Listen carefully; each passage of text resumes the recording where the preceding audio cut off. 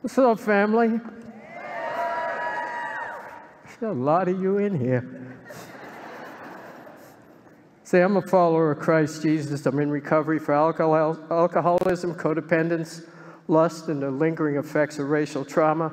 My name is Charlie. And I prayed that I be moved out of the way, that God be glorified, and that you, if unable to identify with any of my specific experiences, might identify with my feelings. In 2018 and 2019, I had the opportunity while on mission trips to Ghana, Africa, to visit two of the many embarkation points for human beings along the west coast of Africa. I stood in the dungeons on the hardened excrement of men and women who had been held there until ready to be transported to the Americas and the Caribbean. I saw the irons that were used to brand them with symbols of ownership and the shackles that kept them captive. I stood at what was called the door of no return, looking out over the Atlantic Ocean, wondering what it might have felt to that man or woman, not knowing where that ship was going to take them, what would happen while they were there, nor how long they'd be kept there. And I later thought, how similar to being a slave to addiction or compulsive behaviors. Held captive by outside agencies as I stood in the muck of false beliefs and expectations, branded with names I or others called me, not knowing where they would take me, nor how long it would continue. But it wasn't always that way. I'd like to share some of the experiences of my drinking and codependence, and what I called reasons don't make much sense in light of the chaos that they created. I was born in Cambridge, Massachusetts, a middle-class neighborhood, the only child of parents who absolutely loved and wanted the best for me. They did everything they believed right to help me succeed, though I didn't always see it that way. Cambridge was an amazing place to grow up, a university city, a town, a melting pot of cultures, yet we were all Cantabrigians. I learned that in grammar school. And I remained friends with many of the men and women with whom I went to kindergarten with, and that was well over 70 years ago. That's what I say. As I grew from preschool years through young adulthood, I saw many instances where the emphasis on race and ethnicity overtook that common bond of being from Cambridge. Things were changing, or maybe I was becoming more sensitive to them. Census documents kept changing what I was to be called. First I was colored, then I was a Negro, then I was African American, then black.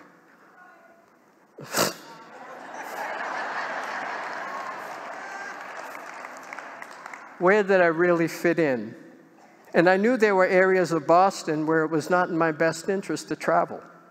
At the same time, there were people of color who ridiculed me because of my features, inferring I didn't know what it was to be black. And I often felt it was not okay to be me. I felt apart, I felt anxious.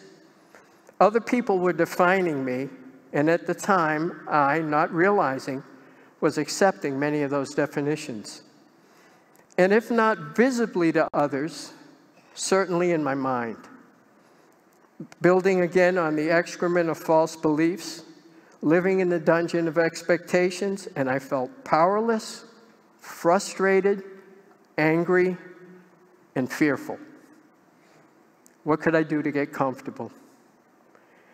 Alcohol and drug use existed on both sides of my family, and I watched it take the lives of some and greatly impact the lives of others. My mom was an RN. She wanted me to be a doctor. Dad owned a plumbing business and would have liked me to be as street smart and tough as he. I later realized both were trying to train me up to the best of their abilities and the skills they believed I would need. And much of that desire was based on their life experiences. Mom's dad was an alcoholic. He had an affair resulting in another family.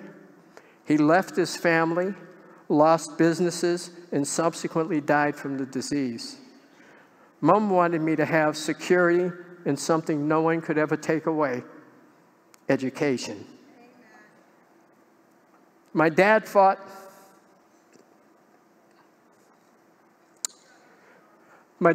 as an officer in World War II.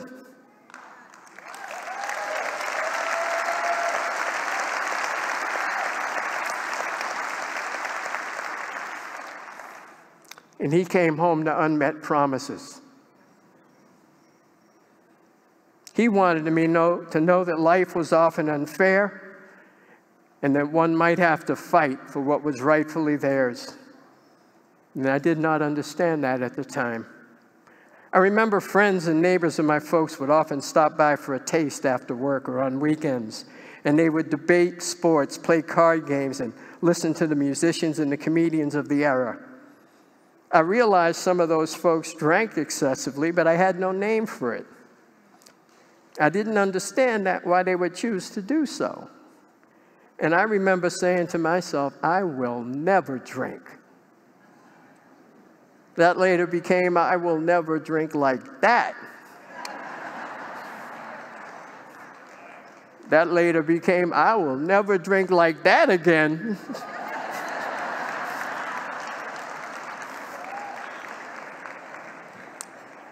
An early memory is hearing my dad say to my mom, if it weren't for the kid, I'd be out of here. And I have no idea what precipitated that remark. It may have been a random remark said in anger or frustration over anything. It, however, left me with the feeling that I had some control over situations and the responsibility to use this power properly and effectively. I continued to desire approval and recognition, especially from my dad. I wanted his blessing, an attaboy, son, or well done.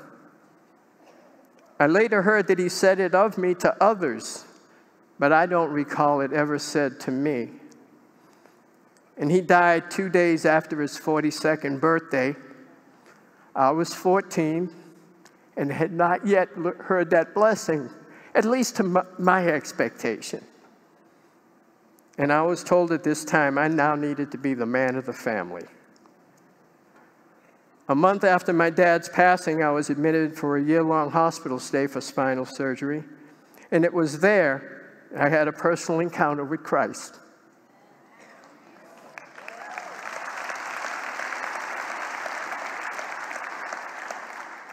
Both sides of my family were churchgoers, so I knew of God. I believed in God, but I didn't have a personal relationship with him. I believed he was condemning and punishing, and the things I was doing or thinking of doing warranted punishment, at least according to what I had been taught. I don't recall anything precipitating the occasion of my encounter with Christ. Nothing unusual. Father Hughes, the pastor of my church, came and gave me communion, and I felt full. I felt a presence, a peace, and it was amazing. And I ran from it for 26 years. That hospital stay did allow me to see how fortunate I am. And at that time, I became friends with kids who would never again have the opportunities I did. Opportunities to walk, to dance, to play ball. Brain and spinal damage would restrict them. And it was after my release from the hospital that I started drinking and was also introduced to herb. That by a cousin said, your dad did this for me, let me do it for you. And I was 15 years old. I entered college in 1964 and everything was burning. Draft cards, bras, reefer.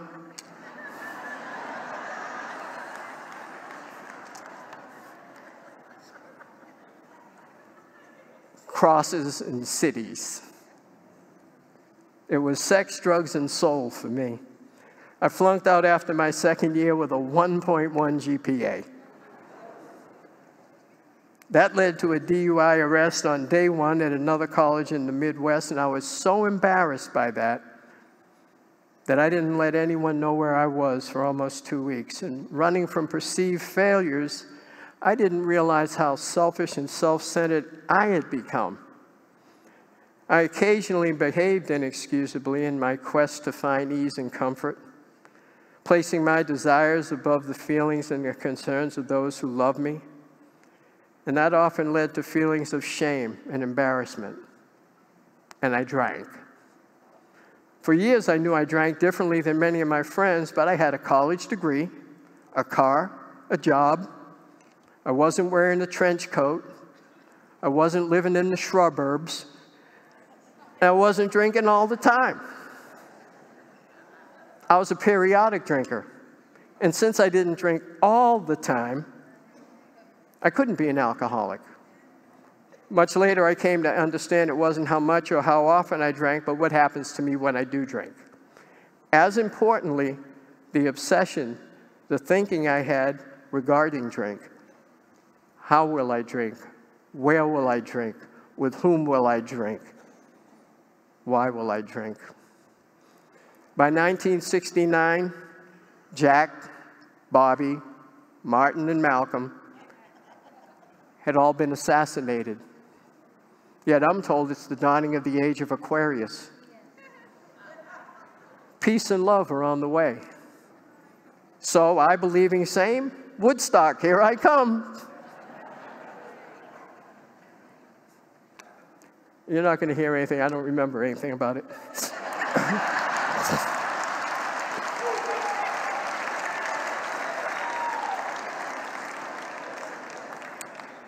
I drank, drugged, and whatever else fell in my path. Restless, irritable, discontent, but party on.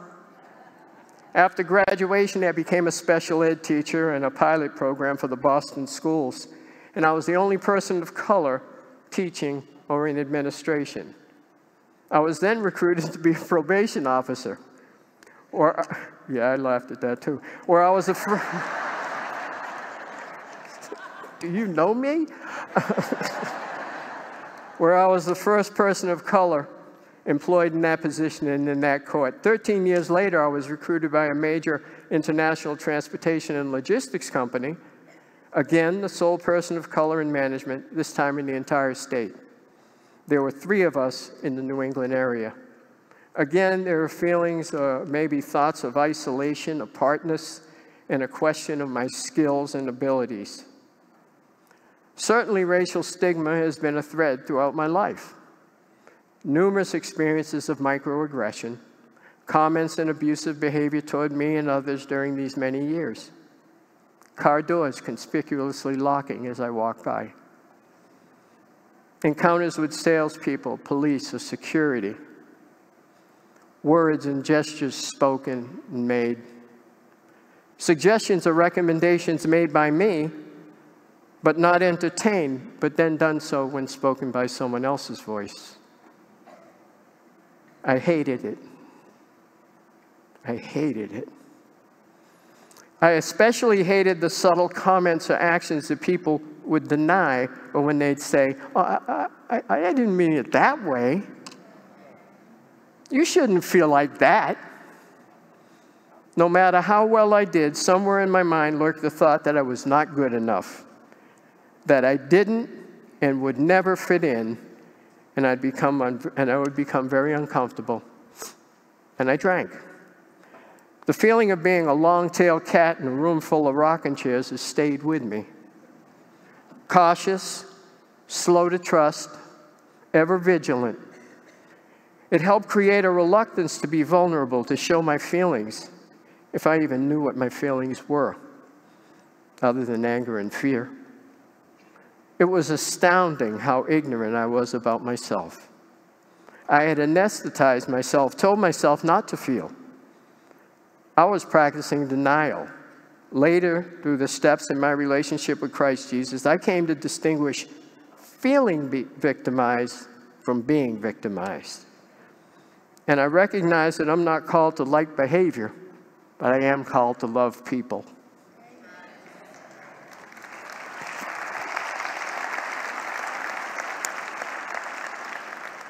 And I will continually have a choice to make. Will it be resentment and fear or love? Which one will I choose?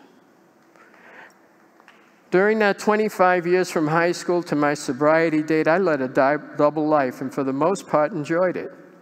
Professional by day, and at night running with the players and the grifters with whom I felt much more comfortable. I often thought I was so different from others that no one could understand me. Even as I was a welcome member of the group, I was lonely. Living on the edge, I hit a number of speed bumps due to my drinking and codependency, several minor vehicle accidents, left a job because of resentments, left another before I got fired, drank during work hours thinking no one had noticed. I was trying to control and enjoy my drinking. I found that I could not at the same time control it and enjoy it. I abused the privilege of relationships with some very wonderful women, and that particular selfishness revealed itself in aborted lives. And I never, ever could or would want to forget that.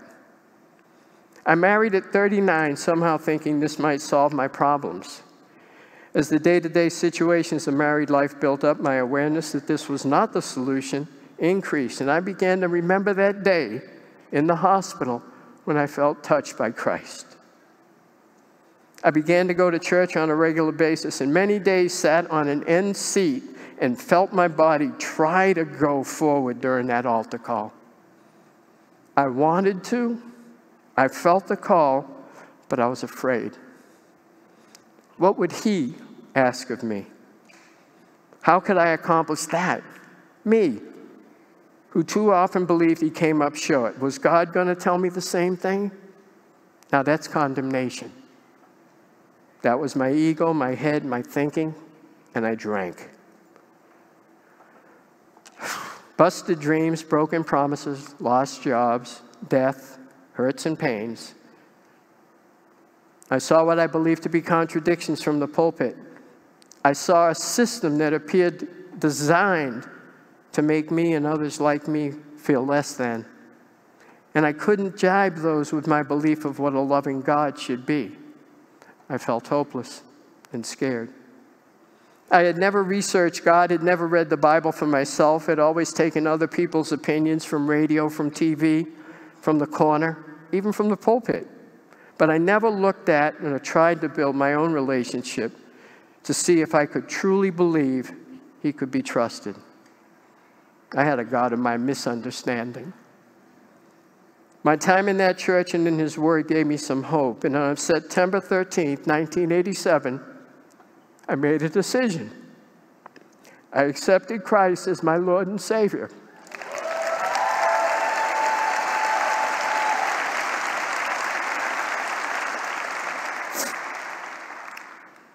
Or so I believed.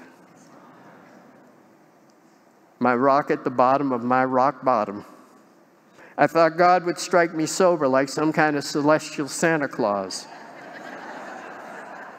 Yet I continued to drink for another 9 months, and I still had marital and work problems, life problems. I even prayed with a televangelist, putting my hand on the television set. When he says, somebody out there got a problem with alcohol, put your hand on the thread. And I drank. In the spring of 1988, I was asked to take a new position with my company, and it was a position I knew I would love. And while training, I one night again found myself drinking without my permission. I had promised myself I wouldn't drink and jeopardize this opportunity, and I felt this was the end. I'm going to lose the job and my marriage. I even thought I was soon to die because I was little Charlie. And I was coming up on my 42nd birthday, just like my dad. Worse, I'd continue to live in the hell of alcoholism, active alcoholism, doomed to be filled with guilt, shame, and remorse for things committed and omitted, and I saw no way out. I had tried everything within my power and failed. I believe it was that day I accepted Christ as my Lord.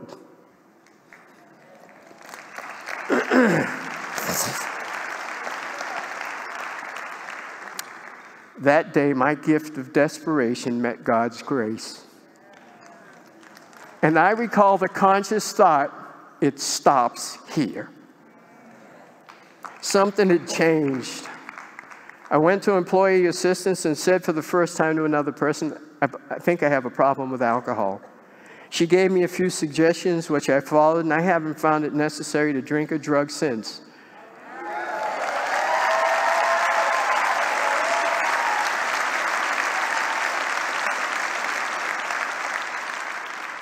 That was July 10th, 1988.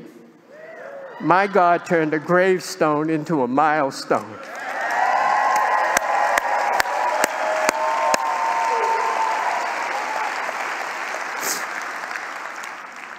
So right now I have 34 years and 11 days. Thank you.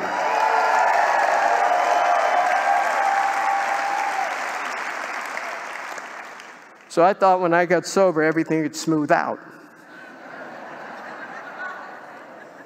I wish you all would have laughed and told me that then. And that was not to be. Before my daughter turned 1, my wife decided to leave, and I was devastated. I know that alcoholism is a family disease. It affects everyone, and living with active alcoholism is tough.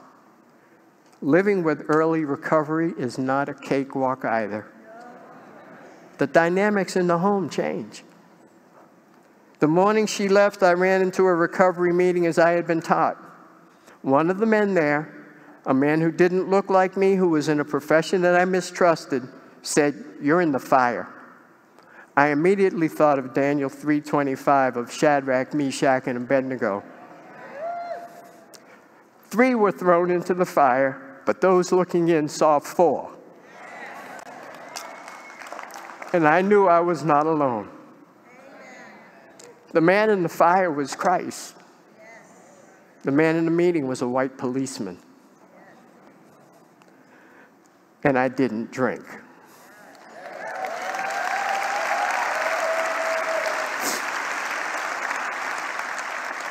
I believe that experience was a test and a purification. I made a decision that day that I would uphold my commitments and practice these steps and principles to the best of my ability, regardless of how I felt.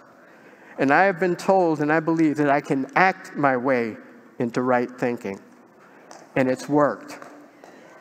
Between 6 and 9 years sober, I was diagnosed with cancer, treated with surgery and radiation. My mom passed with me holding her hand, and my wife took my daughter to California. And I didn't drink.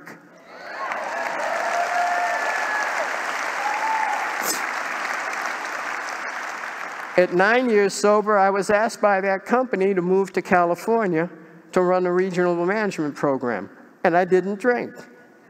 I leaned into God and the steps, and I continue to do so.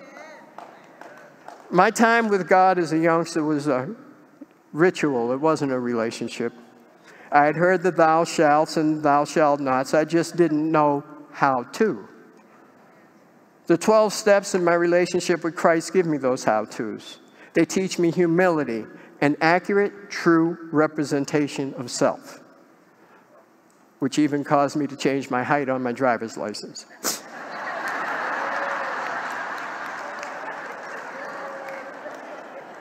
The steps and the principles give me a practical plan of action with which to live my life. They allow me to replace shame with what the Bible calls conviction.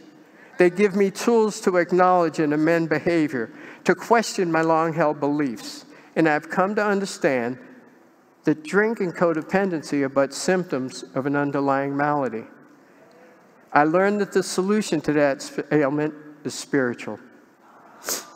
Where I had continually made decisions based on self, I now try to make decisions on what God would have me to do. I am now more attuned to who God says I am than what others think I am.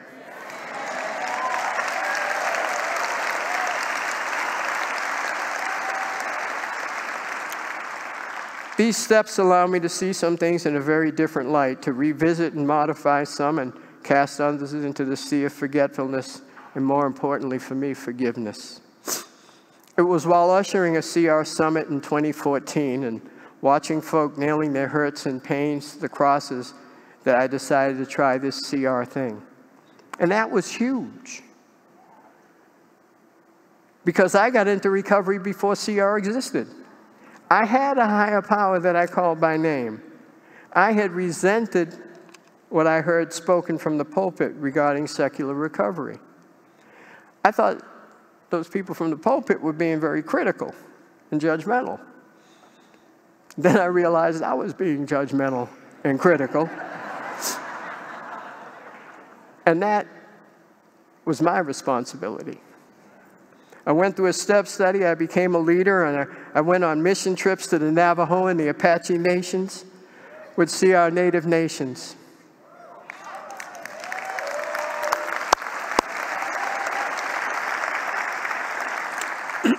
I gave my testimony there and spoke of things amongst brown brothers, things I had not spoken, even with that time, 27 years of recovery. A new freedom was beginning to rear its head. A freedom that has allowed me to be more open. I had been fearful to express my hurt, my mistrust, my anger, my resentment, my confusion in environments that reminded me of earlier life encounters. That mission experience allowed me to see other aspects of my codependence, pride and fear. Not honoring my life experience while allegedly trying to protect others and myself was hurting me. Trying to control all this made my life unmanageable. I have since learned to say what I mean what I say, and not say it mean.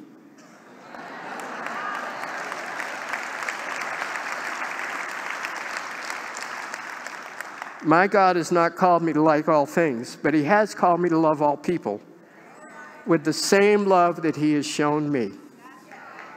This thing works. It's a daily deal, and it's simple, but it's not easy. And I haven't been given a life pass on life situations and circumstances. Nevertheless, through God's power, some willingness on my part, and the plan of action outlined in the steps and the principles, I have found there is recovery. I recently completed a step study with men of cultural communities.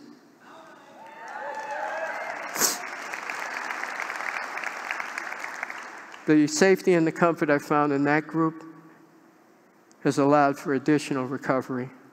It's so important to be honest and have a safe place to do it. I lend my ear to the entire Bible, yet few verses stand out at the moment. Job 22:21. Acquaint now thyself with Him, and be at peace. Proverbs 3:5. Trust in the Lord with all your heart. Lean not into your own understanding, but in all your ways acknowledge Him, and He will make straight your path. Jeremiah 29:11. I think we all know it. Yes. I know the plans I have for you. Plans to prosper you and not to harm you. Plans to give you a hope and a future. I think this one's for all of us. Ephesians 2:10. Excuse me for being presumptuous. For we are God's handiwork, created in Christ Jesus to do good works, which God prepared in advance for us to do.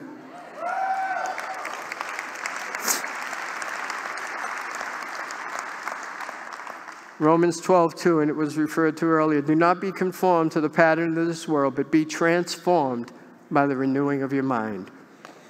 In 2 Corinthians 10:5, we demolish arguments and every pretension that sets itself up against the knowledge of God, and we take captive every thought and make it obedient to Christ. That door of no return that I mentioned in the beginning. In 2017, a movement began to welcome back the children, the generations of the diaspora, those enslaved humans brought against their will to the West. I walked back through that same door now called the door of return.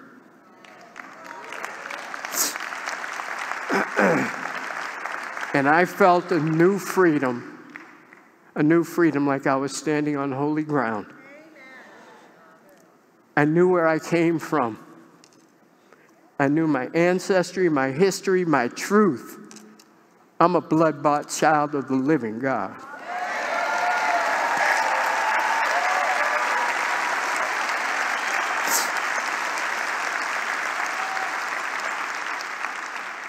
John 10:9 says, I am the door.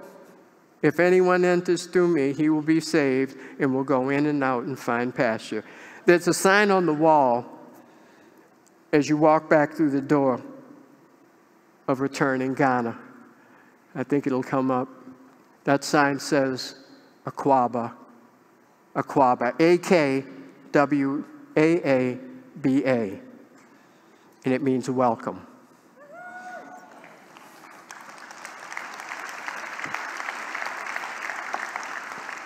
Romans 8:31 says it another way. It says, if God be for us, who can be against us? Like I said, I'm from Boston, so in there we say, if God be for us, who? Who can be against us? It's been a joy to share my testimony of God's grace, power, and healing with you. And my hope is if you identify with any of the feelings I have expressed, if you haven't done so yet, give this Jesus and this Celebrate Recovery a shot.